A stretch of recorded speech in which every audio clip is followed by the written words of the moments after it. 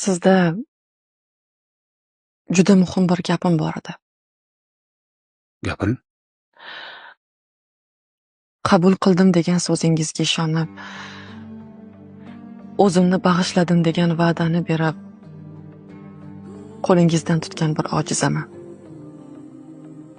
Meni ota-onam ham, aka-uka, opa-singlim ham sizsiz.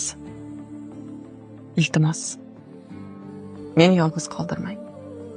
Ba'zan uy yumushlari-yu farzandlarga chalg'ib, ularning kulgusi-yu yig'isi, parvarishi-yu tarbiyasidan ortolmay, hojamning parvarishini unutgan bo'lsam, buni beparvolik emas, onalikka yengilish deb qabul qiling.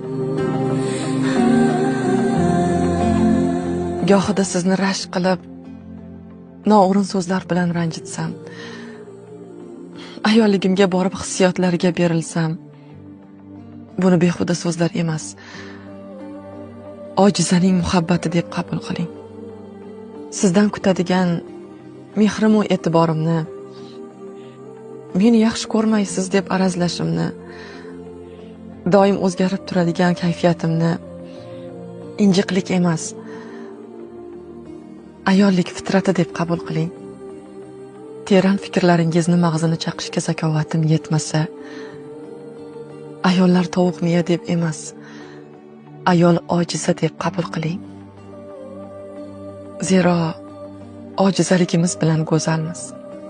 Behuda rashkimni ham, noo'rin jahlimni ham, yosh boladek kulishim va yig'lashimni, gohida o'zim ham tushunmaydigan fitratimni erkalik yoki injiqlik emas, qiyshiq qovurg'am deb qabul qiling. Alloh umringizni uzun, rizqingizni ulug' qilsin. Oilamiz uchun chekayotgan zahmatlaringiz, qilayotgan mehnatlaringizni Robbim qiyomat kunida foydangizga hujjat qilsin. Sizni jannat bilan siylasin.